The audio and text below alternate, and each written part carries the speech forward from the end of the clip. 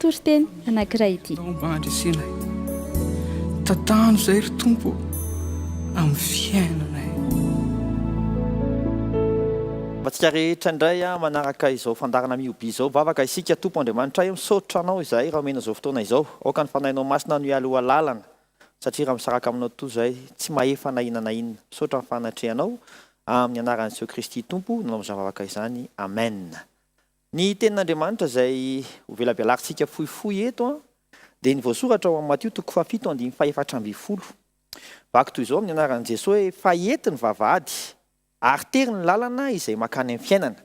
ka vitsy ny mahita azy. Tsy voalohany amintsika amenao izany teny izany fa andeha ho jerentsika aloha ny soratra masina hoe vitsy hatraiza tokoa moa mba hatongatsika zany hoe mba ho tonga saina hoe hatraiza ny fitandremana mila ho raisina, hatraiza ny fepetra mila tokony ho raisitsika.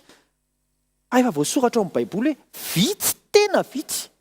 ny mahita an'izany lalany fiainana izany.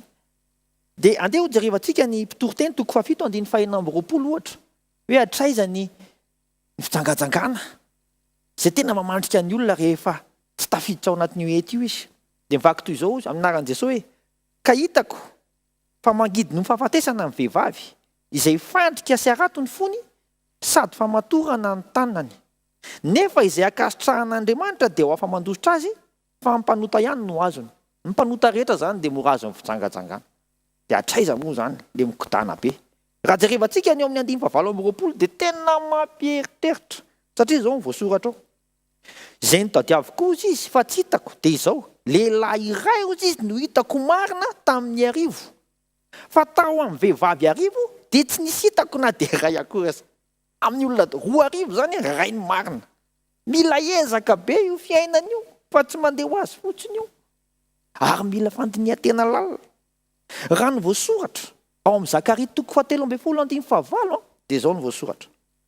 Ary amin'ny tany rehetra ho Jehova ny andro tokony dia haringana ho faty aho fa ny apatelon'ny sisa no avela aho kosa. Zany hoe ny apatelony eo amin'ilay toerana ihany zany no mety ho avitra tafiditra amin'ilay fanavotana. Fa ny ankoatr'izay zany dia efa tena hoe mampalahelo. Ary avakitsika ny toyany ao amin'ny 5 dia izao ny voasoratra. Ary hoentiko miditra amin'ny afo ny apatelony ozy izy ary arendrika toy ny fandrendrika volafotsy izy ary izako toetra toy ny fizaha toetra ny volamena izy. Iantso ny anarako izy ary izao amaly azy. Izao anao hoe oloko izy ary izy anao hoe Jehova no Andriamanitro. Zany hoe rehefa tafiditra tsara amin'ilay fiainana ianao dia lasa amboarin'Andriamanitra le apatelony io ka ao amin'izay vao tena misy an'ilay niondro malala ny feo ary tena hoe mandeha tsara ilay fifandraisana. Fa mbola misy fanoharana anankiray eo amin'ny tenin'Andriamanitra hoe hatraiza amin'ireo apatelon'ireo ndray aza. Satria tsy niteny mihitsy ny Baiboly hoe ny apatelony dia oke daholo 100 isan-jato fa misy fisedrana mandalo indray ao. Dia raha jerentsika ny filazan'ny tsara amin'ny Matio 7:20 dia izao ny voasoratra. Ary amin'izany ozy izy ny fanjakana lanitra dia tahaka ny virjiny folo izay nitondra ny fanaliny ka nivoaka hitsena amin'ny mpapakatra. Matoa ianao vonona hitsena amin'ny mpapakatra efa oke zany efa voasedra zany efa virjiny efa tena milamina. Fa saingy izao inona ny voasoratra ao amin'ny Baiboly? Mbola hafa indray mbola mitoy ny tantara amin'ny 9:2 hoe ary 5 tamin'ireo ozy izy dia adala fa ny 5 kosa endry. Mbola 50% le ray apatelony zany le tsara mbola mety ho tratra n'ilay hoe adala indray. Mafy zany ry havana. Tiana ambara amintsika dia izao aokitsika tsy hoe atoko tena ka hoe na efa mety fa mila mikatsaka mandrakariva hoe tena hevery tsara ahoana tsara aiza tsara ny toerantsika efa akaiky ny farany efa tsy ela tsony be dia be mifanambarana momba an'izany. Fa mino afara-mahaino an'izao ianao dia tena anakaiky kokoa an'Andriamanitra. Ny tenin'Andriamanitra moa izay raha jerevantsika ny eo amin'ny hoe satria tsy ampy le fanala Matio 7:20 dia hoe fa izy nanao hoe lazaiko aminareo marina tokoa tsy fantatro ianareo le 5 adala io zany le mbola nieritreritra hoe mbola tafiditra satria fa virjiny fa tsy ampy an'le fanala fotsiny. Ny afatra izay omenantsika dia izao Romaina 12:2 dia izao hoe aza manaraka ny fanao izao tontolo izao fa miova ny fanavaozana ny saina amatarana ireo ny sitrapon'Andriamanitra dia izay tsara sady akasitrahany no marina. Zany ny sitrapon'ny tompo zany ahatonga antsika tena iova fijery ary tena hoe andiny tena aiza marina moa ny toerana misy antsika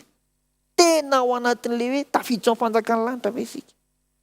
fa misy ten'Andriamanitra mahafinaritra izay tsy ho lazaina hatramin'ny farany eto satria lavabe dia ny ao amin'ny Salamo 119 Salamo 119 iavana dia faniriana tsara hoe ny olo marina dia manana etaeta hoe alao lasa olo marina daholo ny olona rehetra samy ametraka mazava-dehibe an'Andriamanitra daholo rehefa jerevantsika izany dia izy tsika hoe mienatra ary dia ray ampahenina ihany zany mety mianta ve raha milaza hoe raha ray ampahenina zany raha ampitahaina amin'ny isamponiny izao tontolo izao mbola afaka tenentsika hoe ny vahoaka malagasy rehetra tafiditra amin'ny lalana ety tonga avy aminao akizinianao hoe fa andaotsika samy ezaka hoe tena ho tafiditra amin'ny lalana ety daholo na dia sarotra na dia vitsy ary dia andaotsika ho anisan'ny vitsy daholo ka ho tanteraka ny hiram-pirenena hoe iadana sy ho finaritra isambatra tokoa izahay mila hombana amin'ny fanjakan'Andriamanitra amin'izao vanim-potoana faran'izao tena mila aiza tsara moa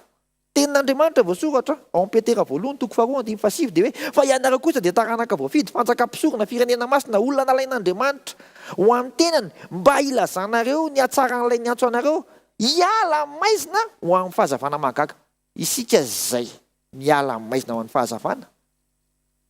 tsapanao fefa voatendry ve ianao tsapanao fa taranaka voafidy ve ianao mila miasitsika ary miasa mafy andeha hifarimbona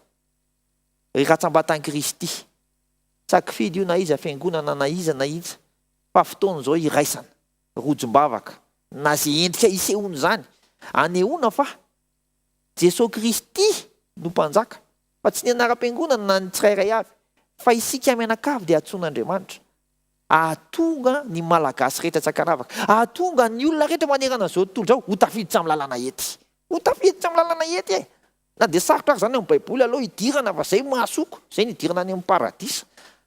mino afa samy iova isika ary atsara hoe sarotra kanefa asa tsara no itsoin'Andriamanitra antsika vavaka isika ndera ny laza voninahitra ho anao tompo Andriamanitra ao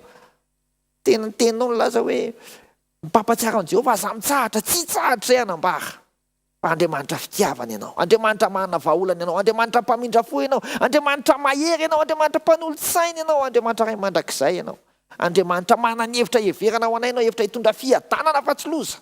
ahozy anao hoe fiadanako navelako anareo tsy tahaky ny fameno izao tontolo izao rombahanay zany Andriamanitra tsy anaiky izay raha tsy tena andresy eto amin'ny firenenay ianao ka ho fantatry ny olona rehetra fa ianao ny mpanjaka amin'ny mpanjaka ianao ny tompo ianao ny Andriamanitra rehetra fantatray fa mino an'izany zay ary ny teninao no milaza ninona fezinareo ety an-tany dia fezina any an-danitra manjaka Jesosy eo manjaka eto amin'ny nosinay manjaka ny mifaritra rehetra izay misy ny mpanompon'Andriamanitra ka mitory ny filazantsara mba halalany reny olona reny fa Andriamanitra velona ianao amin'ny anaran'i Jesosy Kristy tompo zanak'Andriamanitra velona avy Nazareta no zavavaka izany amen tain'Andriamanitra